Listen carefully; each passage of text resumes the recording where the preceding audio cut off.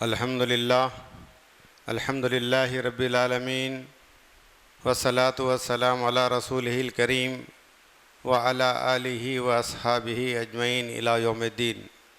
क़ालल्लाहु तबारक व तआला फ़िल क़ुरानिल मजीद वल फ़ुरक़ानिल हमीद।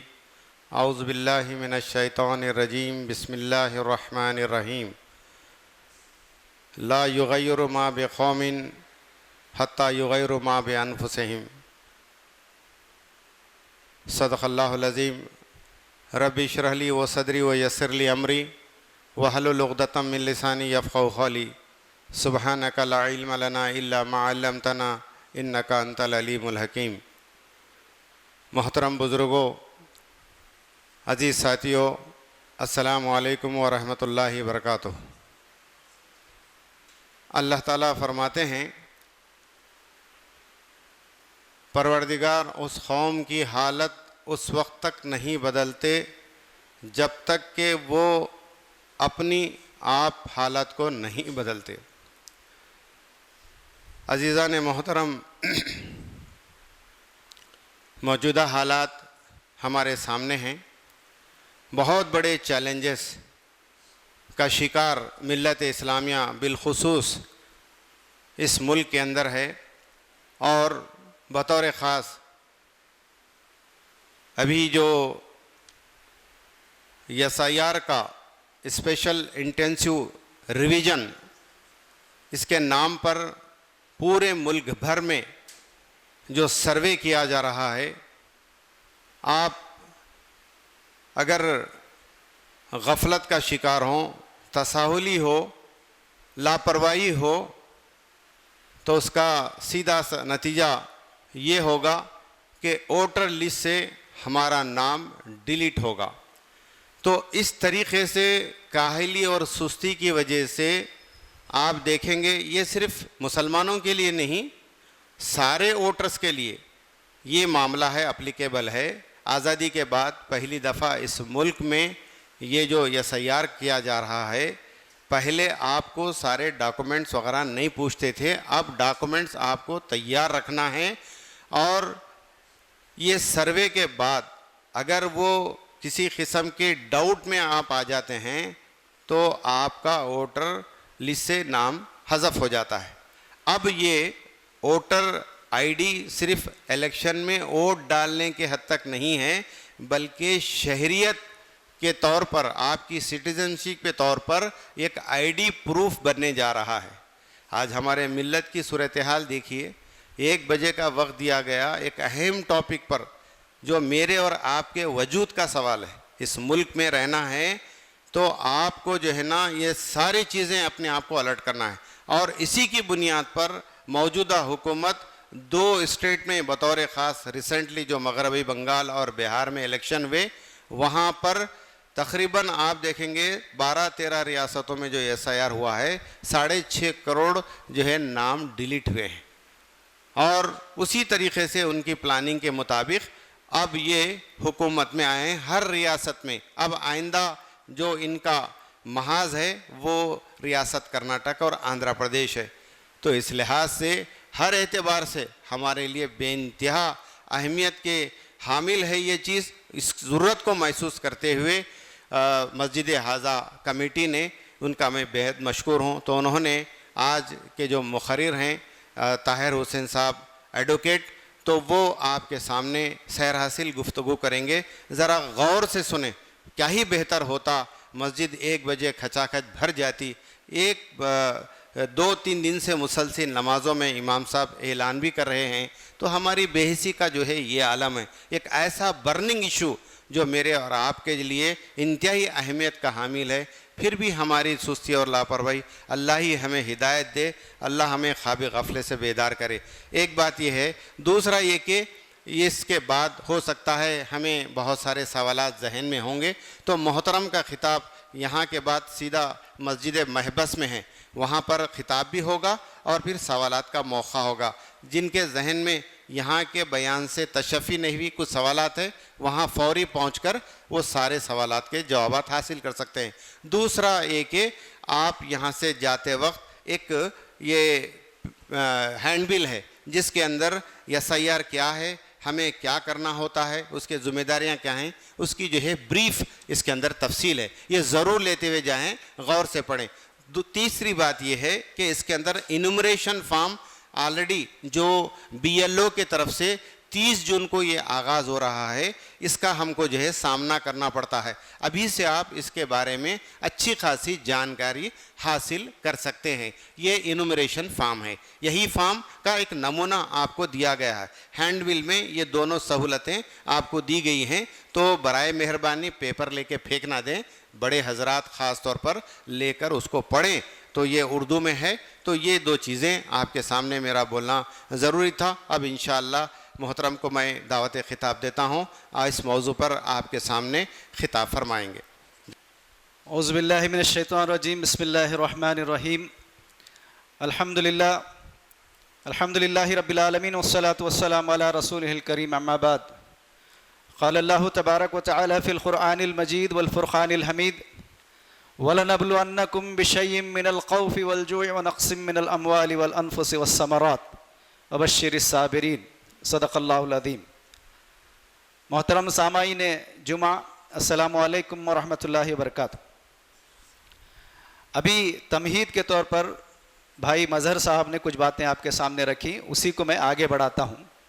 बहुत मुख्तसर वक्त में, ये वैसे मौजू जो है कम से कम 1 घंटे का है, लेकिन मैं कोशिश करता हूँ कि मुख्तसर वक्त में आपके सामने कुछ बातें लाऊं। हम जानते हैं कि उम्मत मुस्लिमा को अज़ल से ही आजमाइशों का सामना रहा है, हर दौर में, और बिलखुसूस जब वक्त का बादशाह, वक्त का हाकिम, वक्त का हुक्मरान खौफज़दा हो जाता है, तो वो ऐसे ऐसी हरकतें करता है जिसके ज़रिए से एक तो रियाया को परेशान करना होता है, साथ ही साथ उसकी खुद की नाव भी जो है उसमें डूब जाती है।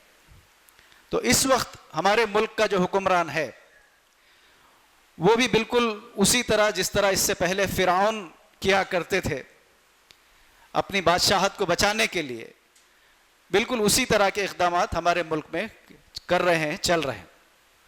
तरह तरह के हथकंडे आजमाए गए, कभी CA NRC के नाम से, कभी NPR के नाम से, और अब जो है हमारी शहरियत के हक़ को छीनने के नाम से हमको इस मुल्क के अंदर हमारी ताकत को, हमारी क़ुव्वत को कम करने की कोशिश की जा रही।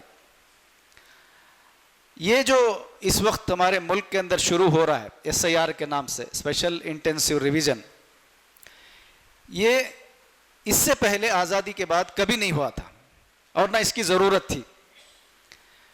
लेकिन इस वक्त जो हुक्मरान है वो इतना घबराया हुआ है, इतना खौफज़दा है कि उस खौफ के आलम में वो इस बात की कोशिश में लगा है कि किसी ना किसी तरह अवाम के आवाज़ बुलंद करने के हक़ को छीन लिया जाए।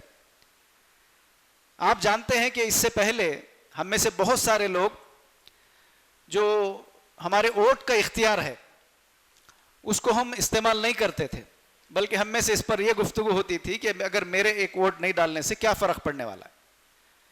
सही भी था, फ़र्क पड़ता नहीं पड़ता, लेकिन अब इस वक्त हमारे मुल्क के अंदर जो सबसे अहम चीज़ शहरियत है उसको ख़त्म करने की कोशिश की जा रही।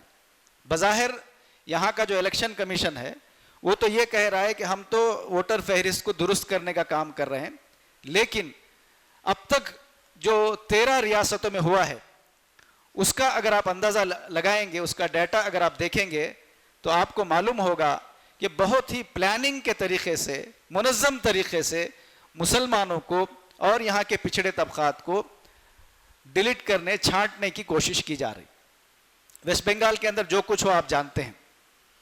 मुर्शिदाबाद ज़िला है, आप लोग जानते हैं, सिर्फ एक ज़िले का अगर एनालिसिस किया गया तो एक एक ताल्लुक़ में 80%, 90% मुसलमानों के नाम काट दिए गए।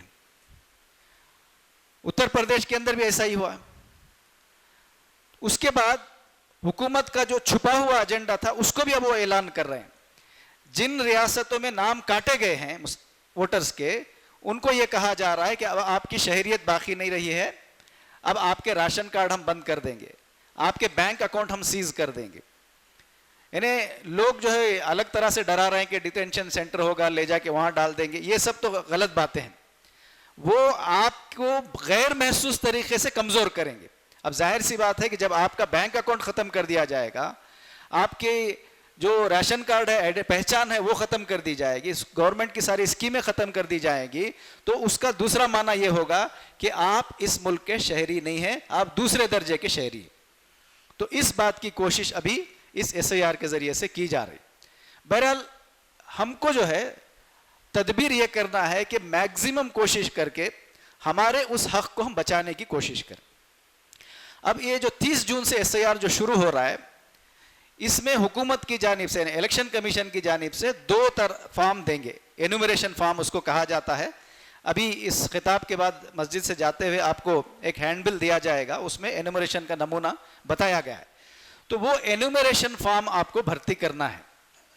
कैसे भर्ती करना है, क्या है, वो सारी चीजें उसमें लिंक दिया गया है, उसमें आप देख सकते हैं। यहां उसको बताने का मौका नहीं है। मैं सिर्फ 2-3 अहम बातें आपको जो याद रखने की हैं वो आपके सामने रख रहा हूं। एनुमरेशन फॉर्म जब आपके घरों को दिया जाएगा, उसकी 2 कापियां आपको दी जाएंगी। एक कापी पूरी तरह भर्ती करने के बाद आप अपने पास रखेंगे और दूसरी कापी जो है वो BLO लेकर जाएंगे। अब यहां मेन जो चीज है, आपको डॉक्यूमेंट देने की बात है।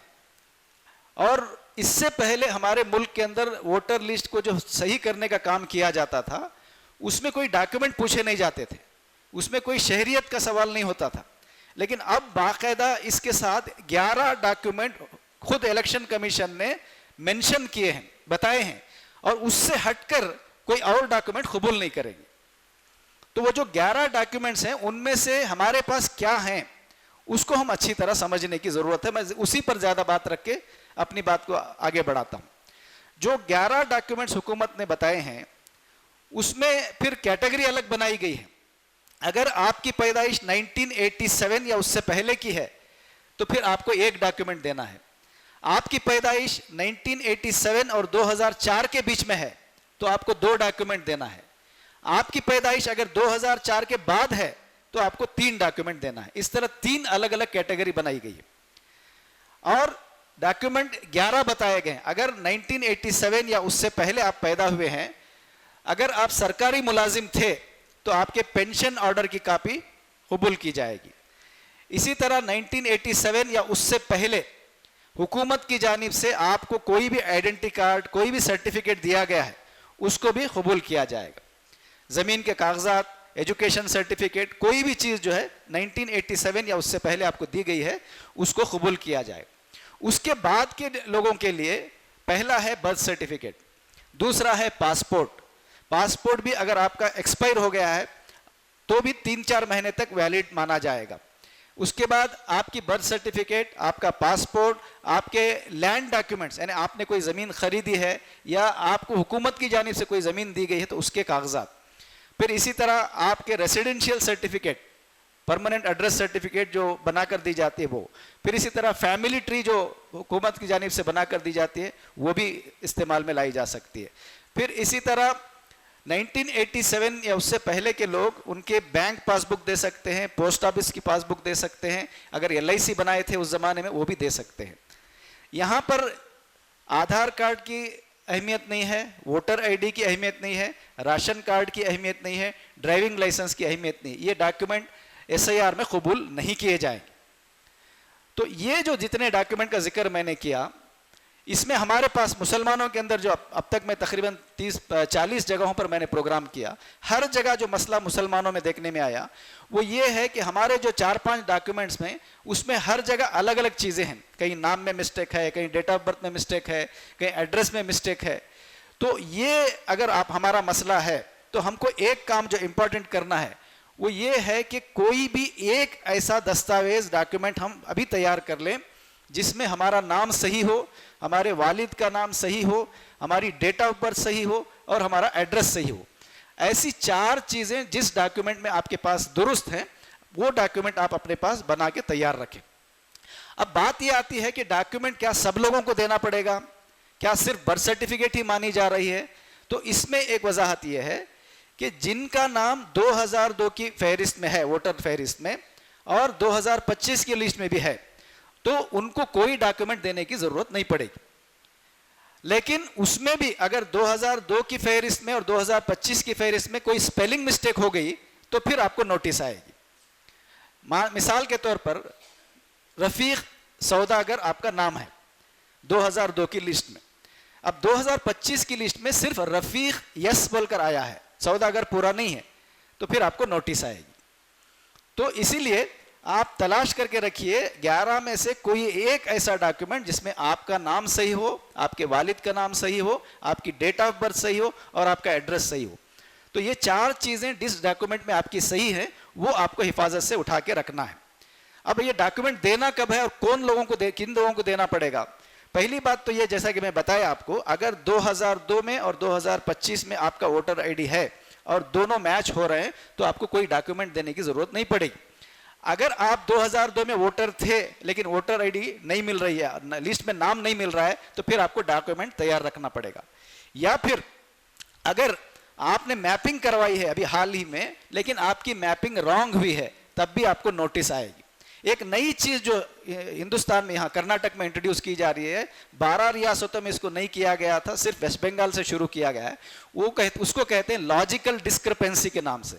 यानी अगर आपके नाम में स्पेलिंग मिस्टेक है आपको नोटिस आएगी, अगर आपके 6 से ज्यादा बच्चे हैं तब भी आपको नोटिस आएगी, अगर माँ और बच्चे के दरमियान 15 साल का गैप है तब भी आपको नोटिस आएगी, और अगर किसी ने आपके ताल्लुक से कंप्लेंट किया है, यह हो रहा है हिंदुस्तान में कई जगहों पे मुसलमानों के साथ हो रहा है कि आपको मालूम हुए बगैर फॉर्म नंबर 7 भर्ती करके आपके ताल्लुक से ये कंप्लेंट किया जा रहा है कि ये बांग्लादेशी हैं या ये इलीगल वोटर हैं, ऐसा कंप्लेंट चला जाता है। तो ऐसा कंप्लेंट जिनके बारे में गया है उनको भी नोटिस आएगी। तो जिन लोगों को नोटिस आएगी उसमें आपको परेशान होना नहीं है।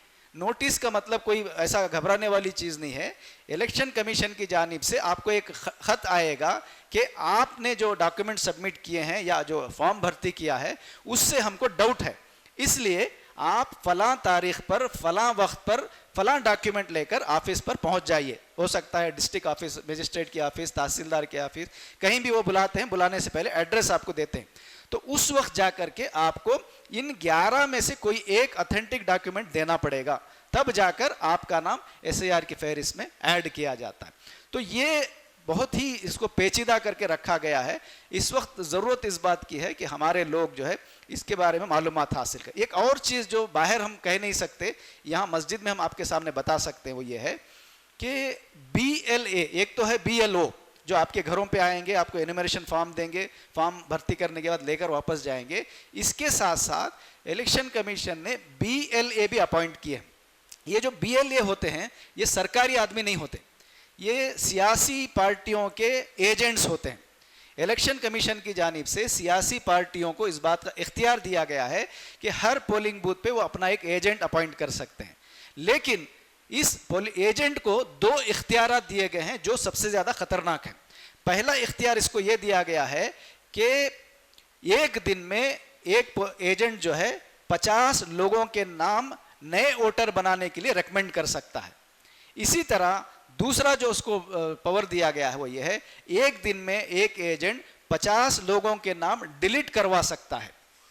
तो ये जो मसला है इसको सबसे ज्यादा इस्तेमाल यहाँ की फिरका परस्त पार्टी के लोग कर रहे हैं।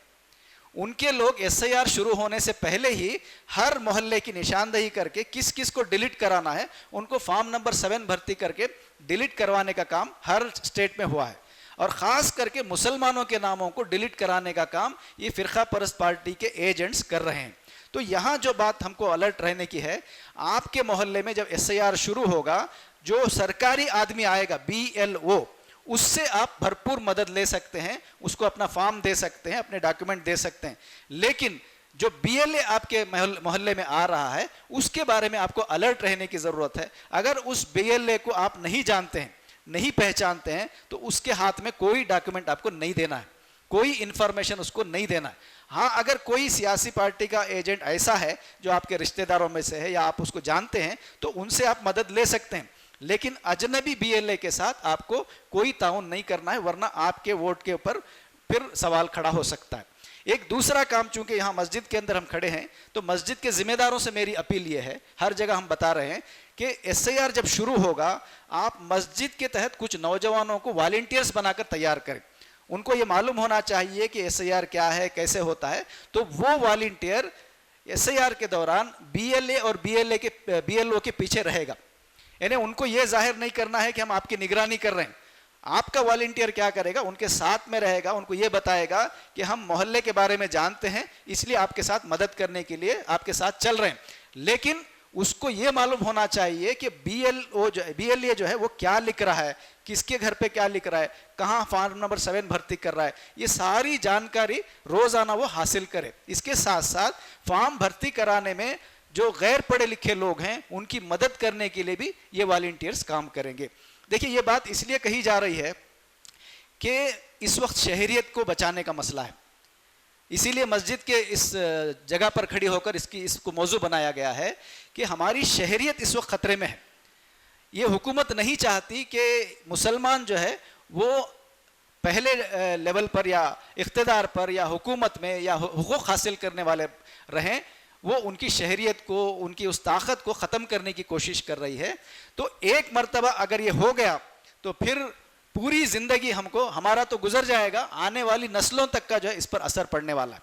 इसलिए तमाम लोगों से गुजारिश है, तमाम सामाइन से गुजारिश है कि SIR जब शुरू होने वाला है तो उसको पूरे एहतियात के साथ आप जो है हर मोहल्ले में जाकर एक एक हमारा वोटर SIR का फॉर्म भर्ती किया है नहीं किया है उसको तवज्जो दें। अभी एक मिसाल मैं आपको बता रहा हूँ, वेस्ट बंगाल के अंदर 12 लाख वोटरों को इसलिए डिलीट किया गया कि वो SIR का फॉर्म सही भर नहीं सके। तो सही फॉर्म नहीं भरने की वजह से उनका रॉन्ग मैपिंग हो गया तो उनका वोट डिलीट हो गया। इसी तरह 37 लाख वोटर्स को डाउटफुल वोटर करार दिया गया सिर्फ स्पेलिंग मिस्टेक होने की वजह से। छोटे छोटे स्पेलिंग मिस्टेक होने की वजह से 37 लाख वोटर्स को, 37 लाख वोटर्स को जो है उनको डाउटफुल वोटर करार दिया गया है। खुद वहां का एक जज उसने ये कहा कि ये जो डाउटफुल वोटर्स हैं इनका मसला कोर्ट में हल होने के लिए कम से कम 4 साल लगेंगे। तो आप अंदाजा लगाइए कि आपको कोर्ट कचहरी के चक्कर लगाते फिरना पड़ेगा जब आप डाउटफुल वोटर बन जाएंगे। तो इसलिए हमारी ये गुजारिश है कि आप SIR के सिलसिले में जितनी जानकारी आपको अभी बताई जा रही है उसमें सबसे इंपॉर्टेंट 2 ही चीजें हैं। एक, एनुमरेशन फॉर्म जो आपके घरों पर लाके दिया जाएगा उसको सही से भरना है, जो मालूमात पूछे गए हैं उसमें वो भरना है। दूसरा, डॉक्यूमेंट्स जो आपको बताए जा रहे हैं सिर्फ 11 डॉक्यूमेंट में से कोई एक डॉक्यूमेंट ही कबूल किया जाएगा। 11 के 11 या फिर उसमें से दूसरे आप मिला सकते हैं, इसकी गुंजाइश नहीं है। जो 11 डॉक्यूमेंट्स हैं उसका जिक्र भी हमने वो अपने हैंडबिल में बताया है आपको। एनुमरेशन फॉर्म के साथ जो हैंडबिल है उसमें वो 11 डॉक्यूमेंट्स कौन से उसका भी जिक्र किया गया। तो आपको उसकी तरफ भी तवज्जो दे करके डॉक्यूमेंट्स को ठीक ठाक करके अभी से रखने की ज़रूरत है। एक और इम्पॉर्टेंट बात यह है कि अभी जो मैपिंग चल रही है इसमें बहुत सारे BLOs ने उन पर ये दबाव था कि जल्द से जल्द आपको मैपिंग का काम 100% ख़त्म करना है। तो उस चक्कर में बहुत सारे BLOs ने बहुत गलत तरह की मैपिंग की है। यहाँ तक हमारे पास मामले हैं कि मुसलमानों को गैर मुस्लिम के साथ मैपिंग किया गया और फिर ख़ास करके ख़वातीन के साथ जो है बहुत गलत मैपिंग हुई है। किसी भी औरत की मैपिंग जो है वो या तो उसके माँ के साथ, उसके बाप के साथ, उसके दादा, उसके दादी, उसके नाना या उसके नानी, इन्हीं 6 रिश्तेदारों के साथ ही मैपिंग हो सकती है। इससे हटकर अब BLOs ने क्या किया है, बहुत सारी जगहों पर सास के साथ मैपिंग कर दी गई है, ससुर के साथ मैपिंग कर दिया गया है, चाचा के साथ मैपिंग कर दी गई है। तो ये टोटल गलत मैपिंग हुई है। अगर किसी का मामला इस तरह हुआ है तो अभी BLO से कांटेक्ट करके उसको अनमैपिंग करा के उनके सही रिश्ते के साथ, जो 6 रिश्ते मैंने बताए उनमें से किसी एक के साथ उनको मैपिंग करवाना है। वरना कल के रोज आपको नोटिस आएगी, नोटिस में आपको साबित करना पड़ेगा। अगर आपने ससुर के साथ मैपिंग करवाई है बहू की, तो उस बहू को यह साबित करना पड़ेगा कि यही मेरे बाप हैं। अगर सास के साथ मैपिंग करा दी गई है तो उस बहू को साबित करना पड़ेगा कि यही मेरी माँ है।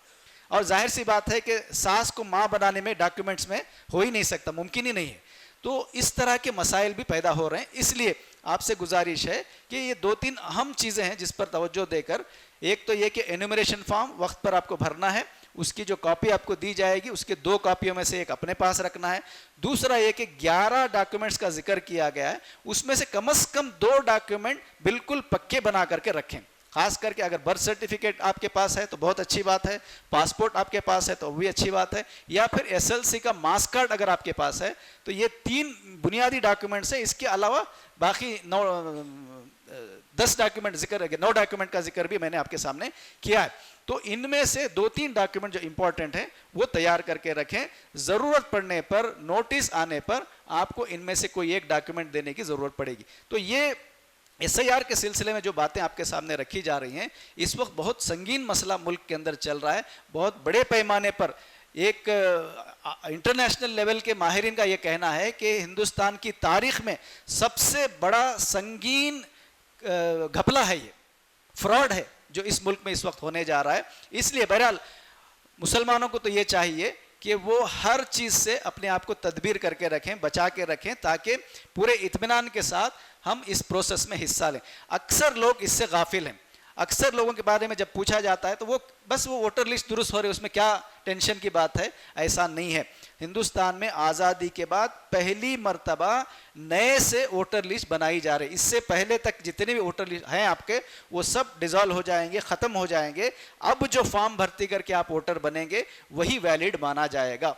इसलिए आप सबसे गुजारिश है कि जो एसआईआर का प्रोसेस शुरू हो रहा है उसमें जो लोग जानते हैं, पढ़े लिखे हैं, वो हमारे अनपढ़ भाइयों का, जो नहीं पढ़े लिखे हैं, उनको मदद करें, उनको बताएं। फिर दूसरा काम जो है हमारी तंजीमों का, हमारे इदारों का, हमारे मस्जिदों का इस वक्त सबसे बढ़ जाता है कि वो अपने अपने मोहल्लों में हमारे लोगों के, हमारे अवाम की हिफाजत करें, उनके वोट की हिफाजत करें। ख़ास करके ख़वातीन के वोट के सिलसिले अभी 12 रियासतों में जो 13 रियासतों में जो एसआईआर हुआ है उसमें सबसे ज़्यादा अगर वोट डिलीट हुए हैं तो ख़वातीन के वोट डिलीट हुए हैं। रॉन्ग मैपिंग की वजह से डिलीट हुए हैं, रॉन्ग डॉक्यूमेंट्स की वजह से डिलीट हुए हैं, या फिर एब्सेंट की वजह से, यानी नेगलेक्ट कर दिए, हाँ क्या भरना, क्या ज़रूरी है, हमारे शौहर कर लिए तो काफ़ी है। इस तरह की नेगलिजेंसी की वजह से बहुत सारी ख़वातीन के नाम वोटर लिस्ट से हटा दिए गए हैं, डिलीट कर दिए गए हैं। तो इसलिए भी गुजारिश है कि अपने घरों में इस पर जानकारी दें, अपने घरों में इसको अलर्ट रखें, और जितनी बातें आपको अभी बताई गई, कम्युनिकेशन की गई हैं, उन सब को अच्छी तरह से समझकर, कोई घबराने परेशान होने की ज़रूरत नहीं है, पैनिक होने की ज़रूरत नहीं है, लेकिन अलर्ट रहने की ज़रूरत है। जो चीज़ें बताई गई हैं उस पर अमल करने की ज़रूरत है। हर पढ़े लिखे नौजवान ग्रेजुएटेड आदमी का ये जिम्मेदारी है कि वो हर अनपढ़ आदमी की मदद करे, एक दूसरे को सपोर्ट करे। हमारा एक इज्तिमाई निज़ाम है इस्लाम का। इस निज़ाम के अंदर हमको ये ताकीद की गई है कि एक मोमिन पर जब कोई आफत आती है तो दूसरा मोमिन लपक कर उसकी मदद के लिए पहुँचता है। तो ये वक्त है एक दूसरे भाई के साथ सपोर्ट करने का, उसको मदद करने का, उसके साथ जो है नॉलेज को शेयर करने का, ये असल वक्त है। इसमें कोताही न बरतते हुए हमें अपने भाइयों की भी मदद करना है। जो चीज़ें मैंने आपको अभी थियोरेटिकल बताई हैं वो जो है असल में एक पावर पॉइंट के ज़रिए से, वीडियोस के ज़रिए से समझाया जा सकता है कि कहाँ पर कौन सी चीज़ लिखना है, कौन सी चीज़ भरना है। तो यहाँ उसका मेरे पास मौका नहीं है। तो इसके लिए आप लोग क्या कर सकते हैं कि हमने एक जो हैंडबिल तैयार किया है उसमें हमने एक लिंक दिया है।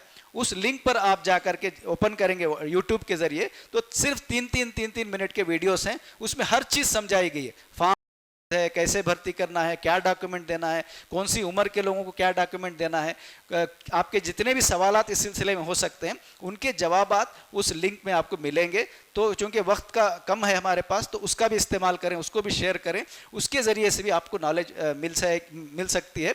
तो इस मौके पर मैं फिर एक बार मस्जिद के ज़िम्मेदारों से, आप तमाम हजरात से गुजारिश करता हूँ कि इस मामले को बहुत संजीदगी से हमको लेने की ज़रूरत है। बहुत बड़े पैमाने पर मुसलमानों के नाम कटे हैं, काटे जा रहे हैं। तो इससे बचने और बचाने के लिए एक अंदाज़ा यह है कि पूरे हिंदुस्तान में जब एसआईआर ख़त्म होगा तो 15 करोड़ वोटरों के नाम डिलीट हो सकते हैं। तो इसका एक दूसरा रास्ता जो हमारे पास बचा हुआ है वो ये है कि ज़रूरत पड़ने पर हमको सड़कों पर आना पड़ेगा। हमारे पास एक ही रास्ता रह गया है, क्योंकि पार्लियामेंट के अंदर ये कानून बनकर पास होकर इलेक्शन कमीशन इसका इख्तियार कर रहा है। तो अगर इसको वापस लाना है तो जब तक अवाम सड़कों पर नहीं उतरेगी तब तक इसका कोई हल नहीं होगा। उसके लिए भी कुछ तंजीमें काम कर रही हैं। हमसे बढ़कर, हमारा सबसे बड़ा मसला है, लेकिन हमसे बढ़कर गैर मुस्लिम तंजीमें हमारे इस इशू पर काम कर रही हैं। तो ऐसे तंजीमों के साथ मिलकर भी जो है हमें अपने वोट को बचाने, अपने इस हक को बचाने की कोशिश करने की ज़रूरत है। और इसको बिल्कुल जो है लाइट में लेना नहीं है, ये बहुत ही इंपॉर्टेंट चीज़ है। वरना आइंदा दिनों में, जैसा कि शुरू में मैंने आपको बताया था, हमारी शहरियत के हुकूक छीन लिए जाएंगे। जब शहरियत के हुकूक छीन लिए जाएंगे तो हम इस मुल्क में तो रहेंगे, किसी और जगह ले जाकर हमको नहीं फेंका जाएगा, किसी और देश में हमको नहीं भेजा जाएगा, लेकिन इसी मुल्क में रहते हुए हम दूसरे दर्जे के शहरी बन जाएंगे, हमारी कोई चीज़ें बाकी नहीं रहेंगी। उसको मैं और ज़रा वजाहत के तौर पे आपको बताता हूँ।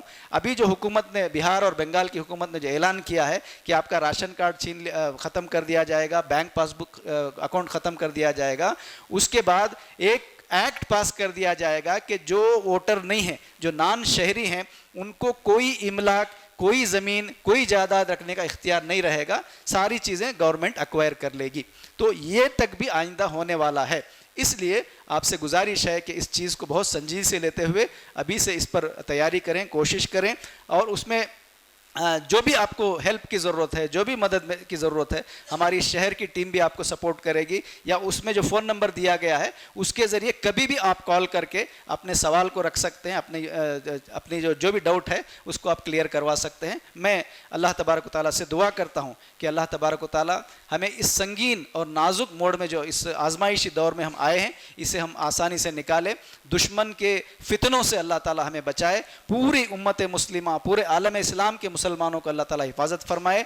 और ये जो नापाक इरादे हैं, ये इसमें हमको मायूस होने की ज़रूरत नहीं है। ये हम घबराए हुए नहीं हैं, बल्कि हमारा हुक्मरान इस वक्त घबराया हुआ है, परेशान है।